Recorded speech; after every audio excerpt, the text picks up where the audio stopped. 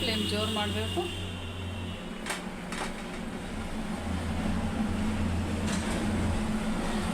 ಆಮೇಲೆ ಒಂದು ಸ್ವಲ್ಪ ತನ್ನಷ್ಟು ತಾನು ಉಬ್ಬಿದ ಮೇಲೆ ಒಂದು ಸ್ವಲ್ಪ ಬಟ್ಟೆ ಹೌದು ಅಲ್ವನ ಹೀಗೆಲ್ಲ ಕಡೆ ಮುಟ್ಟಿ ಅಂದ್ರೆ ಅದು ಹಂಚಿಗೆ ಅಂಟ್ಕೋತೈತಿ.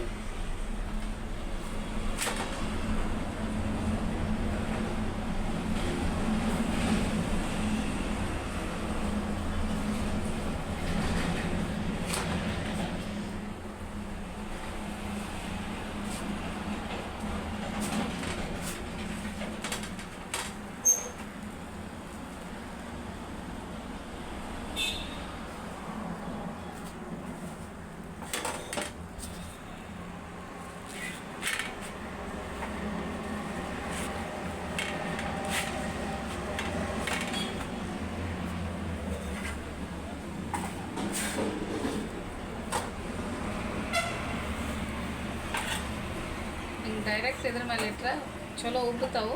ಆಮೇಲೆ ಇದಾಗ್ತದೆ, ಸೈಡ್ಗೆಲ್ಲ ಕಟ್ಟಕ್ಕೆ ಆಗ್ತವೆ.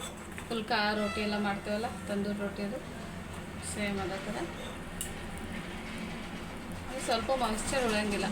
ನಾವು ಲಾಂಗ್ ಟೈಮ್ ಸ್ಟೋರೇಜ್ ಮಾಡಬೇಕಂದ್ರೆ ಅದ್ರಾಗ ಸ್ವಲ್ಪ ಮಾಯಿಶ್ಚರ್ ಕಂಟೆಂಟ್ ಇದ್ದರೆ ಇದಾಗ್ತದೆ. ಇದು ಲಾಸ್ಟ್ ರೊಟ್ಟಿ ಐತಿ.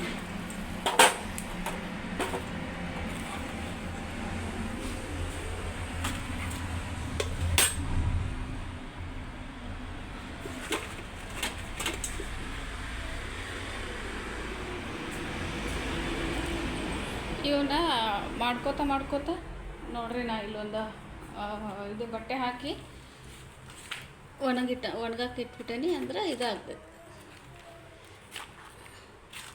ಕಟ್ಟಕ್ಕೆ ಆಗ್ತಾವೆ ಚಲೋ ತಂಗಿ. ಇದೊಂದು ಹರಿತು ಮಾಡುವಾಗ ಇದು ನನ್ನ ಮಗಳ ರೊಟ್ಟಿ.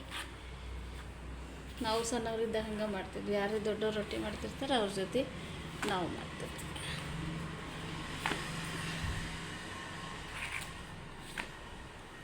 ಇಷ್ಟ ಅದು ನೋಡಿರಿ ರೊಟ್ಟಿ. ವಾರದಾಗೊಮ್ಮೆ ಹಿಂಗೆ ಮಾಡಿ ಇಟ್ಕೊಂಡ್ವಿ ಅಂದ್ರೆ ಇವತ್ತು ನಾವು ಒಂದು ಸ್ವಲ್ಪ